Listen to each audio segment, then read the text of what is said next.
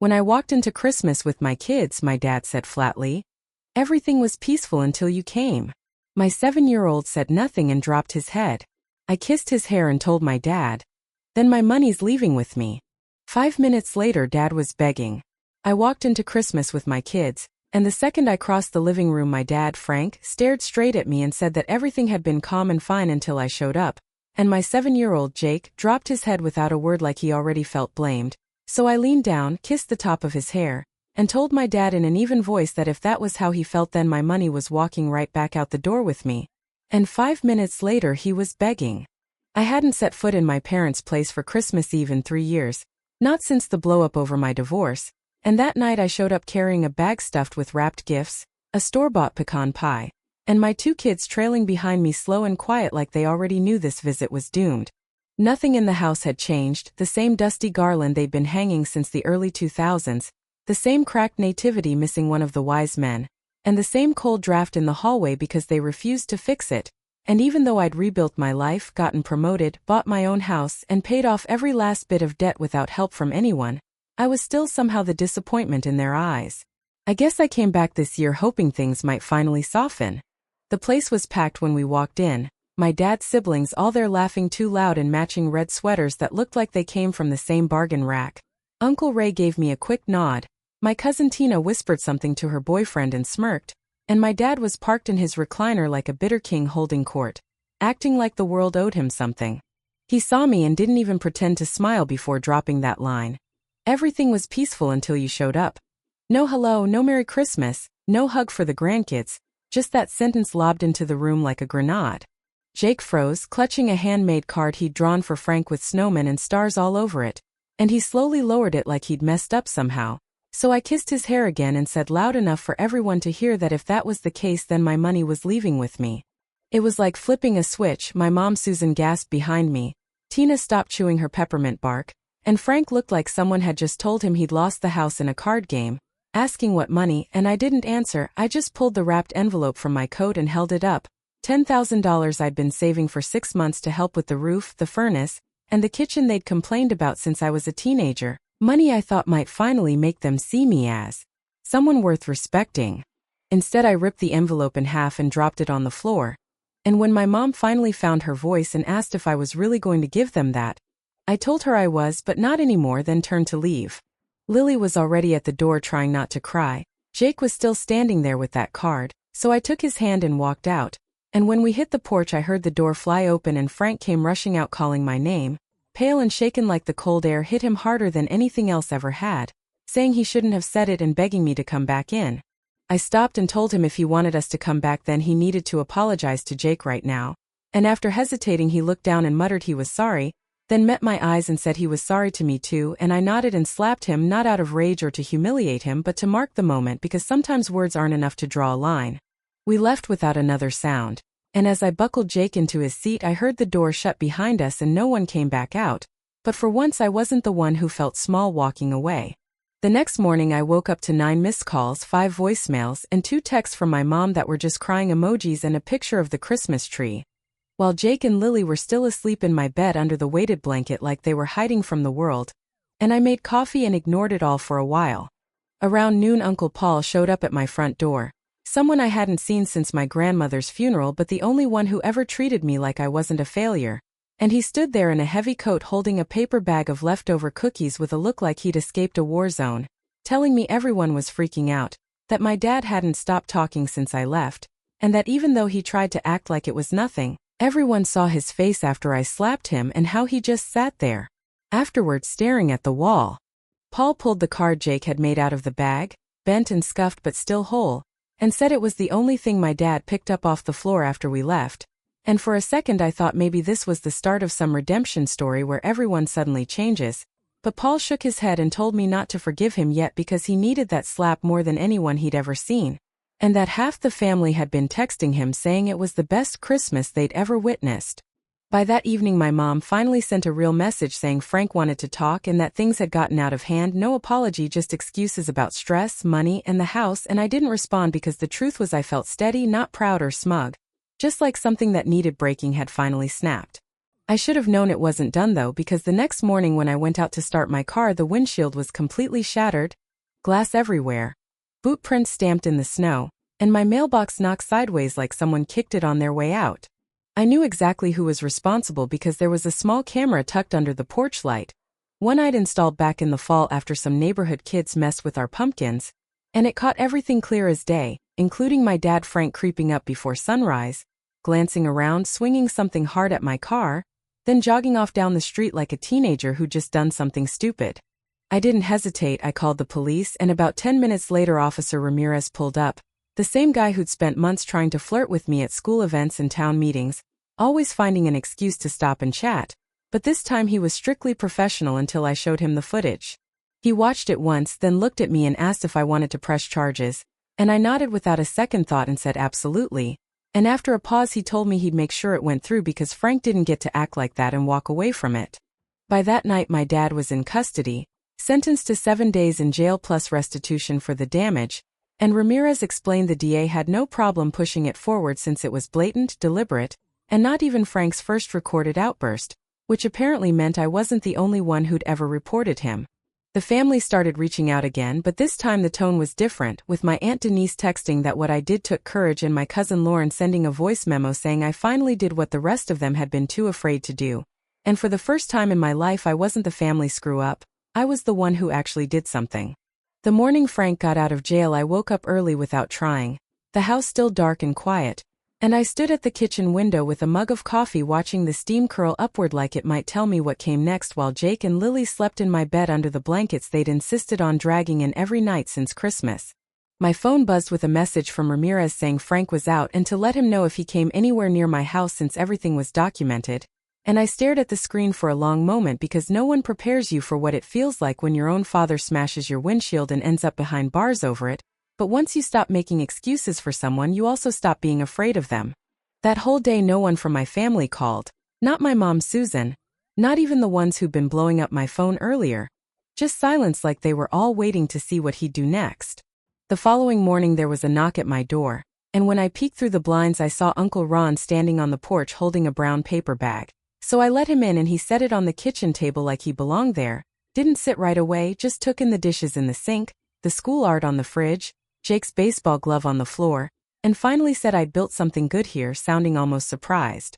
I stayed quiet as he told me he'd seen the footage of Frank smashing my windshield and that it was disgusting. Then he looked me straight in the eye and admitted something no one else in the family ever had the nerve to say, that they'd all known for years Frank was out of line, the way he talked to people and the way he talked about me, and they'd all let it slide including him and they never should have. When he finally sat down he told me pressing charges was the right call and probably the only thing that ever would have gotten through to Frank, and it hit me how many years I'd spent believing I was the problem, thinking if I were just a little easier or more grateful I'd finally matter to them. But now the story had shifted and I wasn't the disappointment anymore, I was the one who'd done what no one else would. Later that night Ramirez stopped by saying he was just checking in, bringing paperwork for restitution and insurance claims even though we both knew that wasn't the real reason. And when he glanced up at my broken porch light and asked about it, I nodded and he offered to fix it, spending 20 minutes outside rewiring the thing before coming back in for a soda,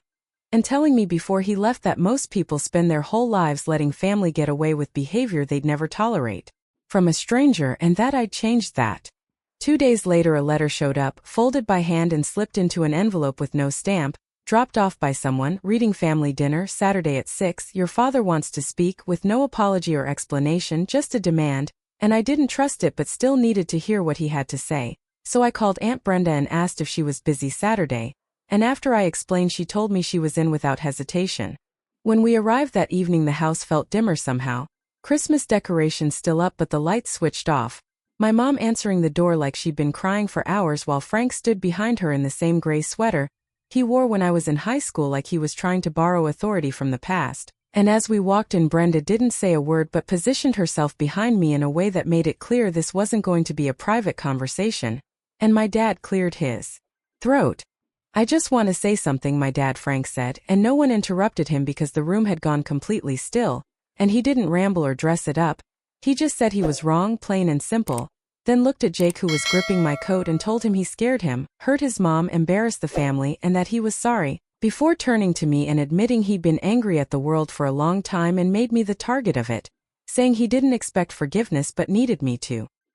hear it, and then in words I never thought would come out of his mouth, he said he was ashamed of himself. My mom Susan spoke next, her voice barely there, admitting she'd let him treat me that way for too long, convincing herself it was just who he was and that it was easier not to rock the boat, and she said she should have stood up for me and didn't, and that she was sorry too. Lily watched them closely while Jake pressed closer to my side, and I realized I felt strangely calm, not relieved or overwhelmed, just steady, so I nodded and said I forgave them, and for the first time in my life I truly meant it, even though something in me knew as I looked around that room it wouldn't hold. That dinner lingered with me for days, not because of what was said but because of how badly I wanted it to be real, because the apology sounded sincere enough yet felt too neat, too sudden, like a smell that didn't belong, so I tried to accept it without selling the kids a fantasy, letting them write thank you notes for the small gifts Susan sent later. A new puzzle for Jake and a scarf Lily said looked exactly like something I'd wear.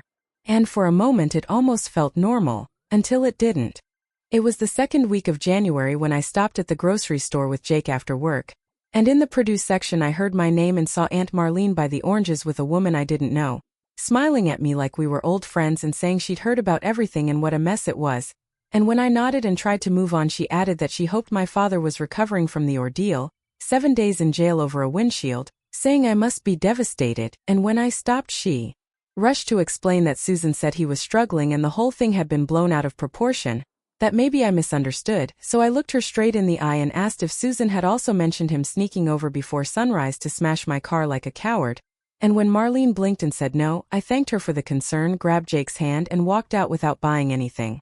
The next morning Aunt Jackie called and told me she'd been hearing nasty things, that my mom had been calling half the family saying I cut them off over nothing and was playing the victim, and when I asked if she was serious she said dead serious, adding that Frank had been telling guys at the bar he was the real victim, claiming I turned the kids against him and that I was unstable and always had issues, and as I stared at the wall Jackie sighed and said they couldn't stand that I didn't come crawling back, so they were rewriting the story to make themselves look like wounded parents of a selfish daughter.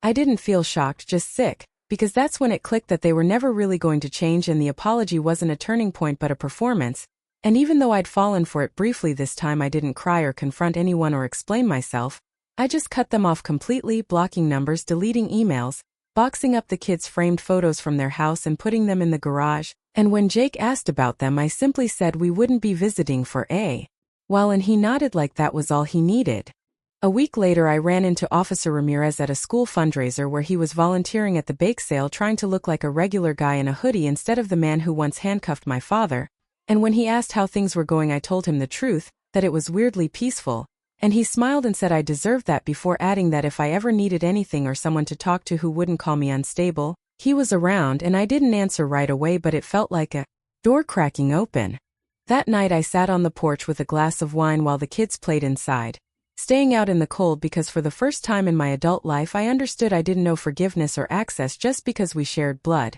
and they could sit in their silence and spin their stories without me correcting them because I had no intention of stepping foot in that house again. Until Saturday came and my phone lit up with a message from cousin Rachel warning me they were telling everyone I'd been invited to a family dinner and refused to come, with whispers that I was still unstable, that word echoing again like I was some hysterical woman melting down over a few harsh words and a shattered windshield. So I called Aunt Jackie and learned there was a last-minute dinner, the whole extended group invited, everyone except me, pretending this was an ongoing act of forgiveness I kept rejecting. And as I stood in my living room watching Lily and Jake color at the table I realized the moment I'd waited for all my life wasn't coming, but I could still take back the story they were twisting, so I got dressed and called Jackie and told her to meet me there. I dropped the kids off at Jackie's place early with a bag full of popcorn, some Legos and a movie ready to go, and at exactly 5:55 I pulled into my parents' driveway and saw it was packed, 6 cars at least, maybe more, with the house glowing like nothing bad had ever happened. I walked straight inside and the moment the door clicked shut the entire room went silent, so I took a second to look around and take it all in. Frank sitting at the table in one of his old button-up shirts like looking respectable could undo the past, Susan hovering near the kitchen clutching a tray of deviled eggs, Uncle Ron, Rachel, 2 aunts, and a few cousins already eating like this was any normal family night, all of them suddenly avoiding my eyes. I finally broke the silence and said, So this is the dinner I supposedly refused to come to. And every head snapped toward me as Frank slowly stood up and Susan tried to speak until I held up my hand and told them the truth came first, that no one had invited me at all. Frank cleared his throat and said they assumed I wouldn't come, and I shot back that assuming wasn't the same as telling people I refused, then looked straight at Rachel when she wouldn't meet my eyes and told everyone I was there for one reason only, to say this face to face, that they weren't going to rewrite what happened or keep telling people I was unstable, that I overreacted or that I turned my kids against them, because he smashed my car in the dark like a coward and humiliated his own grandson on Christmas, and even after I forgave him and gave him a chance he threw it away. When Frank tried to speak I cut him off and told him that instead of reflecting he gossiped, played the victim, and told anyone who would listen that I was irrational and owed him something. And that's when the room went completely still again and Jackie stepped in behind me with her arms crossed and asked if anyone was actually going to deny it. Susan tried to backpedal but I stopped her and said they meant every word, meant it when they said I made a scene, meant it when they lied about this dinner, and then I looked around the table and told all of them that if they still believed that version after the footage, the apology and 7 days in jail, then that was their choice, but none of them would have access to me or my kids anymore. Right before I turned to leave I told Frank to apologize to everyone right then or I was gone for good, and that the next time they twisted the truth I'd release the video publicly, not to shame him but to protect myself. Frank stood there frozen before finally admitting he lied, exaggerated everything, and made me sound like the problem when I wasn't, saying quietly that he just couldn't face what he'd done, while Susan whispered a weak sorry that didn't land at all, because it felt tired and empty, like something said only because there were no moves left. I didn't wait for dessert or hugs, I walked out and Jackie followed me to the car, telling me I handled it better than she ever could. And I told her I didn't do it for them, I did it for myself. That night Officer Ramirez texted asking if the day had been rough and whether I was still up for coffee sometime, and I smiled and said yeah I thought I was, and before bed Rachel sent me a screenshot from the family group chat where Frank admitted I was right to walk away, so I shut my phone off and let them sit with that. 2 weeks passed without a word from Frank or Susan. The family chat went dead quiet, and I knew better than to mistake silence for peace because it had always been their favorite cover. And sure enough on a rainy Tuesday it cracked when another mom at school casually told me my mom had been in the library saying she was heartbroken I was still mad and had abandoned them after stringing them along about renovation help. I went home, checked Facebook, and found Susan posting under a prayer comment that some people forget what it means to be a daughter, and I laughed that sharp bitter laugh that doesn't feel good at all, screenshotted it, and then sat at the table while Jake and Lily did homework and wrote a simple letter saying there would be no next time, no more dinners, no more apologies followed by betrayal, that they chose pride over trust and lost access to me and my children, and I dropped it in their mailbox that evening without tears or hesitation. A few quiet days later Jackie showed up with a manila envelope full of screenshots from a private group chat where my parents painted me as selfish, delusional, unstable, and that's when something finally snapped so quietly it barely made a sound, and after calling Ramirez to ask about harassment and slander, I decided to let them talk themselves into knots while I logged onto Facebook one last time, posted a photo of me and the kids smiling on a trip with a caption about living well instead of explaining yourself, blocked every relative who sided with them, deleted the app, and closed the door for good. A week later I met Ramirez for coffee, which turned into dinner and then into something calm and honest, and the kids liked him, which told me everything I needed to know. And even though I still hear whispers around town, I just smile and say we don't talk anymore, because I finally learned that cutting someone off isn't always about slamming doors, sometimes it's just deciding not to open them again, not this year.